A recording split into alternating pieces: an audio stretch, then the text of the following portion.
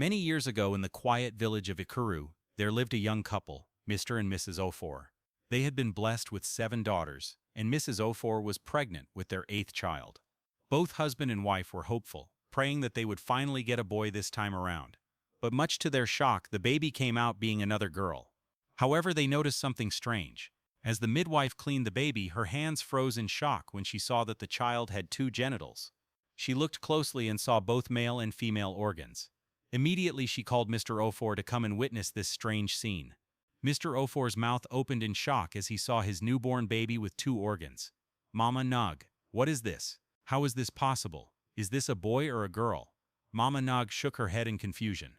"Mr. Ofor, I am very confused here. I don't know what to call this. Since I started helping women give birth for over 40 years, this is my first time of seeing this kind of thing. It is an abomination." Mr. Ofor's head was full. He looked at his wife, who was still lying weak on the bed, and then at the baby crying in Mama Nog's arms. Immediately an idea struck him. "Mama Nog, please, I beg you with my life, don't let a second ear find out about this. Let this be between us. I believe there is a reason for this." Mama Nog looked at him shocked and slowly nodded her head. "I understand. I never saw anything." Mr. Ofor thanked her, and after she had left, he carried the baby close to his wife, who was fully alert by now. He explained the situation to her. "We must keep this within us. If this gets out, we can't tell what the villagers will do. We will name her Chineye. It is God who gave her to us and we can't question him." Mrs. Ofor nodded with tears in her eyes. She looked at the baby she had hoped would put smiles on her face, and her heart broke. Every day she would carry her baby and pray for a miracle to happen, for the female organ to disappear and for the baby to be a boy. But it was as if her prayers were blocked, because as Chineye grew, the 2 organs became more mature. However, Mr. Ofor instructed his wife to always dress Chineye like a boy to give the impression that they had a son. They never made the mistake of allowing her to play or bathe with her siblings or other children, for fear of their secrets being exposed. Unknown to them, life had other plans in store. By the time Chineye was 9 years old, her feminine traits started to dominate any sign of masculinity. Her shape was starting to get round, and her breasts were forming too. Mrs. Ofor caught the signs immediately and alerted her husband about it. They decided to keep Chineye inside the house pending when they would come up with a solution. They couldn't risk suspicions from the villagers. 1 week later, Mrs. Ofor suggested to her husband for them to take Chineye out of Ikuru. "We can't allow her to stay here and grow up into a woman when everyone already thinks she's a boy. People will talk. My elder sister stays alone in Obodo. I believe if we send her to grow up there, it would be safe. No one knows about her there, so she can easily grow up to be a woman." Mr. Ofor agreed, believing it was the best thing to do at the moment, and they wasted no time in taking Chineye to Obodo to grow. They had to convince Chineye and her sisters that they were taking her to learn a trade at a faraway town so that their supposed brother can learn to work hard and bring plenty of money for them. The naive children agreed, and that was how Chineye was separated from her family at that age. In Obodo, Chineye's life quickly took a different turn. Her auntie, Auntie Dozy, who had been briefed about the situation, got to work immediately and started to raise her up differently. She started by discarding all the male clothes she came with and got female clothes for Chineye. The little Chineye was surprised and asked her auntie why she wanted her to wear female clothes. "Auntie, but I am a boy. Why should I wear female clothes?" Auntie Dozy smiled and explained to her. "Chineye, you are just a child. Boys and girls are all children. You might not understand, but when you grow more, you will understand. For now, I want you to wear this clothes. And also, don't ever mention to anyone that you are a boy. It is better not to say anything about your gender than to say you are this or that. The important thing is that you are a human being." Chineye looked even more confused at her auntie's explanation, but she didn't say anything further. She only nodded her head. Moving on, Auntie Dozy would teach Chineye how to sit like a girl, how to walk, talk, and laugh. Whenever she catches Chineye trying to do things that were physically exerting, she would immediately stop her and remind her that she was going to grow to be a lady, and so she should behave like one. Chineye, a lady, is soft and calm. A lady doesn't go about lifting heavy things or forcing the muscles to work. Even if you have the strength to do these things, you must not do them. Ask other boys around you to help. Remember, you are not a boy. Chinenya nodded, and then she remembered something. "Auntie, there is something I want to ask. Whenever I am taking my bath, I usually notice something." Auntie Dozy's heart skipped a bit. She had always known that this day would come, and she had prepared herself ahead to give a suitable explanation when that time comes. But now that it was getting real, Auntie Dozy feared the outcome. Will she understand? Will she be able to safeguard the secret she had been born into? She smiled at Chinenya. "Okay, what did you notice?" Chinenya hesitated for a moment, trying to find the right words to express herself. And it's the same thing I see in those small boys who run about naked. The same thing now. But I don't understand. If I am not a boy, why do I have boys' things? Auntie Dazi's heart pounded heavily as she looked around before drawing closer to Chinenya. See, Chinenya, this is what I have been trying to tell you. You were born this way, and we can't really explain what happened, but you have to take it the way you see it. You know you're a beautiful girl. You have breasts just like me, right? And we all have the same thing in other parts of our bodies except for this long thing down there. But that doesn't mean you're a boy. It just happened. You must not let anyone see it. You need to protect it with your life.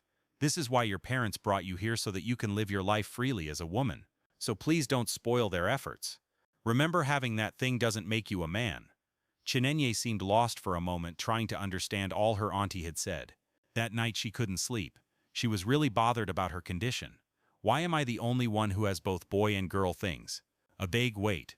Oh, could it be that some people also have it, but they are just covering it up? Maybe I should just do as Auntie had advised. No one needs to know. I would just continue as a girl. Auntie Dozi's teachings became very frequent henceforth. And so Chinenya mastered the art of being a lady without mistake. She grew up into a very beautiful lady with an hourglass shape and shining skin that shone no matter the time of the day. Whenever she was among other ladies, Chinenya always stood out, and that made her the prize among the young men. Different men started to approach her to be friends or even lovers, but each time Chinenya would reject them. She couldn't risk getting close to any man, as that would expose her secrets. Unfortunately for her, the men were not ready to give up without a struggle. While some of them backed off after a few rejections, some were adamant and persistent. Among these men was Arinze, a young handsome businessman. He owned several shops in different locations both in and outside of Obodo. He was based in Obodo, and when he set his eyes on Chinenya for the first time, he was immediately enchanted. However, he was disappointed when he summoned courage to talk to her, and she didn't want to give him any audience at all. He tried a few more times to no avail. He then decided to approach one of her friends to help him out. OJ, what is wrong with your friend Chinenya? I have been trying to talk to her for some time now, but she wouldn't even give me a chance to say Jack. I really need to speak to her. Can you help me? OJ laughed at him. Are you the only one in this village who doesn't know that Chinenya can't stand men? She will never, and I mean it, she will never talk to any man. So just abort your mission. Aranle looked at OJ confused. She will never talk to any man. Why? If I may ask, did any man wrong her in her other world? OJ shook her head. I don't know. I have told you all I know. Besides, Chinenya is really secretive. She doesn't have a close friend, neither does she share secrets. So I'm sorry I can't help you. As OJ walked away, Aranle stood confused. He couldn't just believe that Chinenya was just averse to men. Something must be definitely wrong, and he was prepared to get to the bottom of it. Since approaching the Pope wouldn't work for Aranle, he decided to go to Rome itself and present his case. One evening, Aranle brought some groceries and went to see Auntie Dozi. Fortunately for him, Chinenya was not at home then. He gave Auntie Dozi the groceries he brought for her and dived right into the reason he had come. Aranle's Chinenya, I really like her, but I don't know what is wrong. She would not even stop to hear good morning from my mouth. Whenever she sees me, she's always running as if something is chasing her. I am really confused and intrigued too. I am not ready to give up on her. That is why I came to see you as her auntie, so you can help me. I really have good intentions for her. Auntie Dozi looked at Arinze and tried to maintain a neutral face. I appreciate you for your good intentions. However, you know Chinenya is no longer a little girl. She's grown now and can make decisions for herself. So the best I can do is to talk to her, for her to loosen up. After all, she won't marry herself. Auntie Dozi said, and they both laughed, even though her laughter didn't reach her belly. How long can we keep up with this? How long will she continue running from men? Sooner or later one would need to give in, and this Arinze I saw. This one doesn't look like he's ready to give up. Oh, Dozi think, what do we do?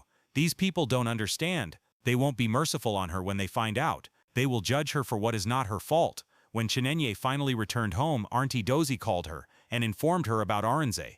Chinenya, you know you can't keep on running forever. One day you have to face your fears and get married. Chinenya looked away sadly. What do you want me to do, Auntie? How do I handle this? Any man coming to me expects that I am a complete woman. So what then happens if I open up only for him to find out and judge me? What if he doesn't understand? What if he rejects me? Chinenya couldn't hold back the tears as they poured down uncontrollably. Her auntie held her closely and consoled her. I don't know why this happened to you, but I know you will survive. This is not the end of the world. We just need to pray that you get a man who will love and accept you." The pressure from the men became so much, especially from Arinze, and Chinenye decided to give in to one, just so as to get a break from the rest. She opened up to Arinze and accepted to be friends with him.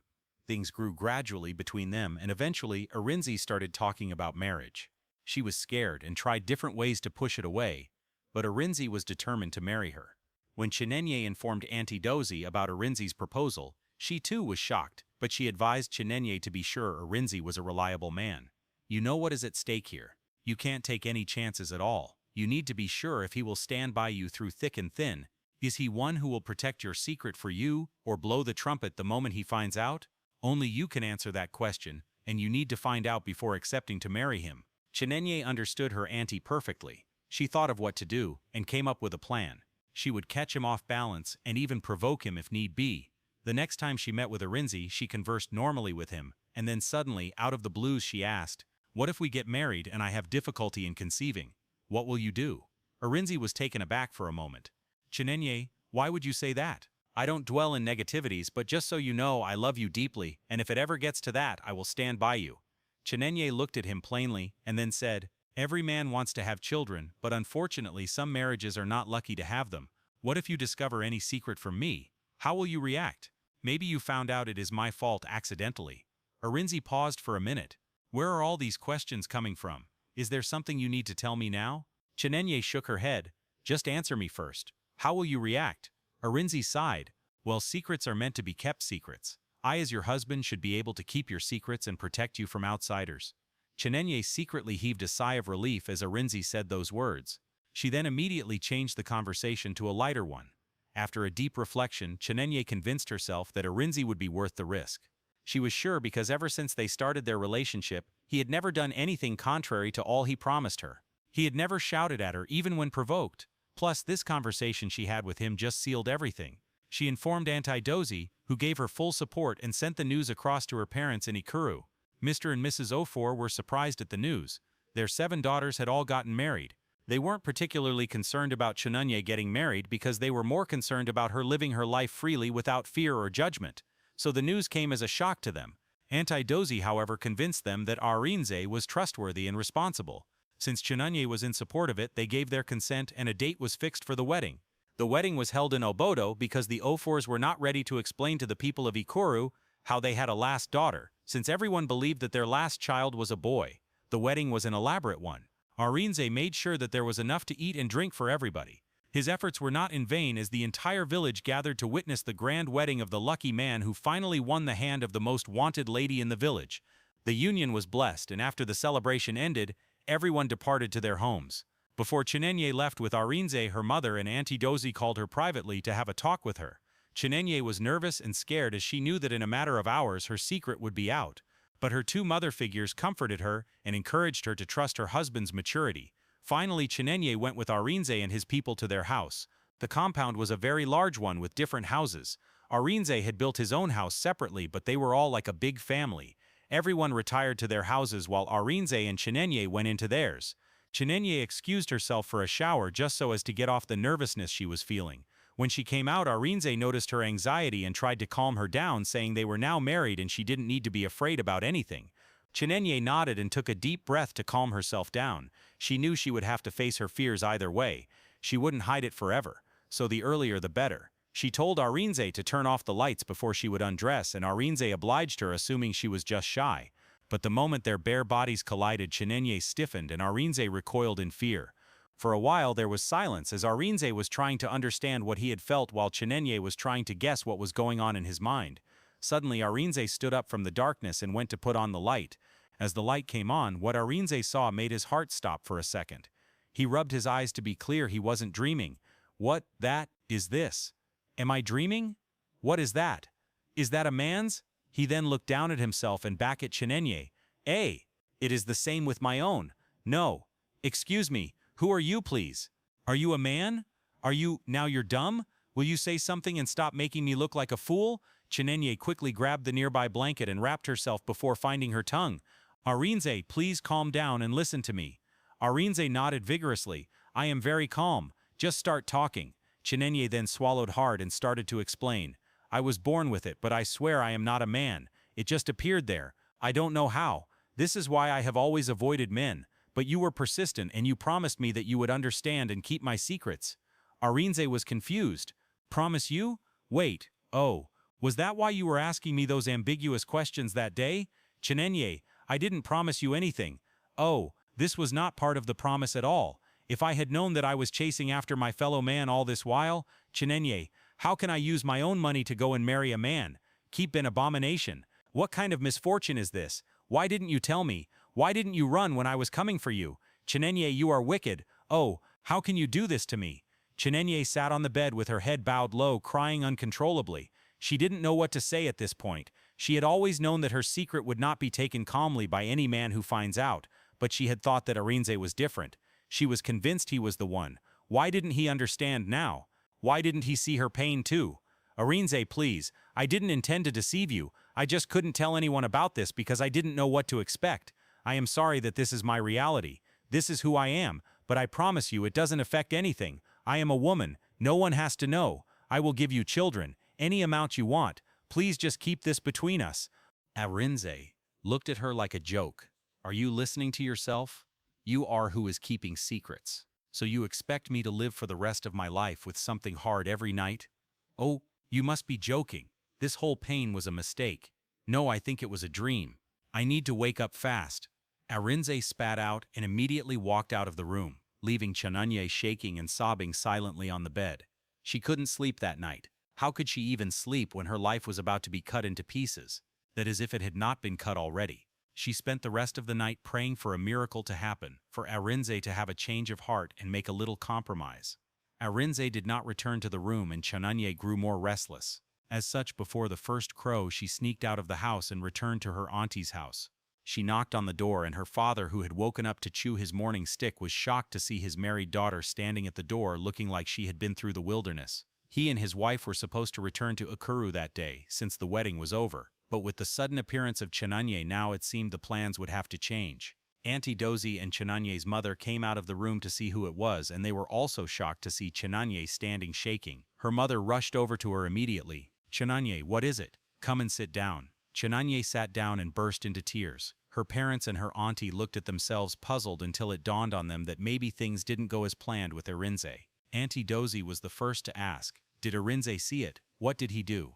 Chinenye just shook her head and her sobs increased. After some minutes of sobbing, she finally spoke. He said he will never marry a man. Her parents and her auntie opened their mouths wide in shock. They were speechless and could only imagine what bitter things Arinze could have said to her. The two older women took her inside and helped her relax. She took her bath and they gave her food before putting her to sleep. As soon as she slept off, they went to the kitchen to discuss. Chinenye's mother asked Auntie Dozie, what are we going to do now? It is all out. I am afraid the consequences will be harsh. Auntie Dozie shook her head pitifully. We all thought Arinze was a mature and understanding man. I don't think he will be able to keep his mouth shut. Oh, Quart. Chinenye should not go through the public shame. I would suggest she return back with you to Ukuru. It's been years and people might not really remember again. I believe it will be safe for her there. Chinenye's mother nodded her head slowly and went to inform her husband, who agreed. They immediately started to pack their things and Chinenye's things. When Chinenye woke up, they informed her that she would be leaving for Ukuru. She accepted immediately because she knew she wanted a fresh start. She feared what will befall her when people find out about her secrets.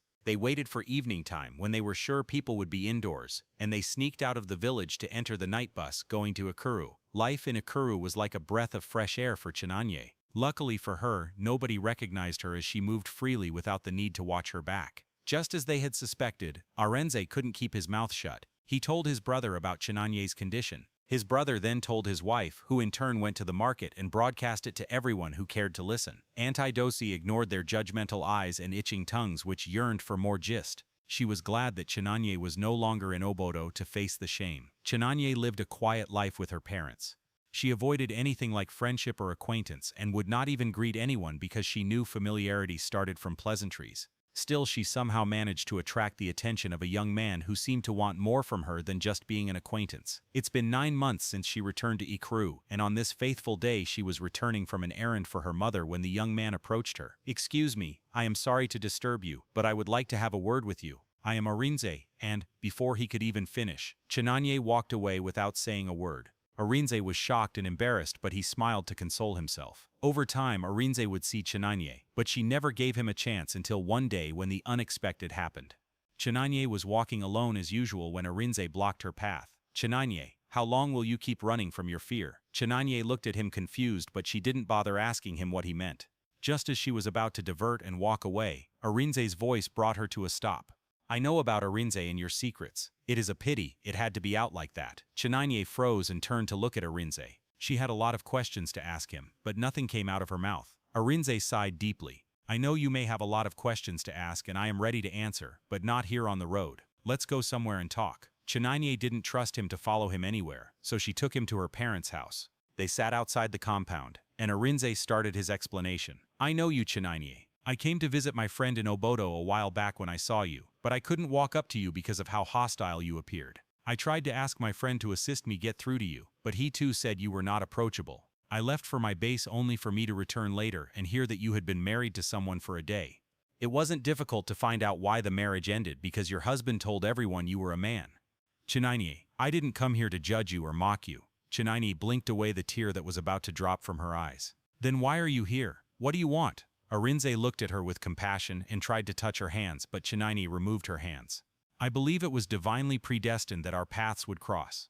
I have loved you since the first day I saw you, and after I was told that you left Obodo, I never thought I would see you again. Now imagine my surprise when I saw you in my village. Who would have thought we were from the same village? Please, Chinanye, don't push me away. You are not to blame for how you were born and you deserve a happy life like every other woman. I understand why you had to hide this because most people will not understand, but I will never judge you. If you will give me a chance, I want to make you happy. I want to take away the loneliness from your heart." Chinanye was too stunned to say a word. Hot tears poured down from her eyes and she ran into the house unable to control her emotions. She locked herself in her room for days and would only open the door in the evening to collect the food her mother brought for her. 1 week later, Arinze returned to her parents' house. He saw Mr. and Mrs. Ofor and explained everything to them. They were beyond shocked at the young man who was brave enough to want to get involved in their daughter's life. They were grateful, however, that there was someone who understood them and they only prayed that everything goes well between him and Chinanye. Arinze insisted on seeing Chinanye before leaving and Mrs. Ofor took him to Chinanye's room. "I just hope she opens the door for you. She has locked herself for days now." Arinze nodded and knocked on the door, calling out Chinanye's name. After a minute of silence, the door opened, and Chinanye stood there with a sad face. She let Arinze inside, and after 2 hours of deep, serious conversation, Chinanye came out smiling with Arinze. Her parents were surprised and thanked Arinze for being a rare man. Arinze wasted no time. He informed his uncles since he was an orphan, and they had a quiet wedding because that was what Chinanye wanted. Arinze and Chinanye moved to the city where Arinze lived, and gradually Chinanye fit into the society. Even so, Arinze did not stop there. He took Chinanye to a good hospital for thorough examination. It was confirmed that her female reproductive organs were functioning well, and that apart from the presence of the male sexual organ, she was undoubtedly a woman. She could decide to go for a surgical correction if she wanted, even though there were some risks involved. Chinanye was relieved by the news, but she refused to go for the correction surgery. Since she could have children normally, she wouldn't want to put her life at risk. Arinze respected her decision, and they both decided to wait for 1 year before attempting to have children. By the time they were ready to become parents, they prayed for the blessings, and they were blessed. Chinanye carried the pregnancy under closed medical examination, and 9 months later she gave birth to a healthy baby boy. Chinanye became more free and relaxed knowing that she had a good support system and a fantastic husband who has kept every one of his promises to her.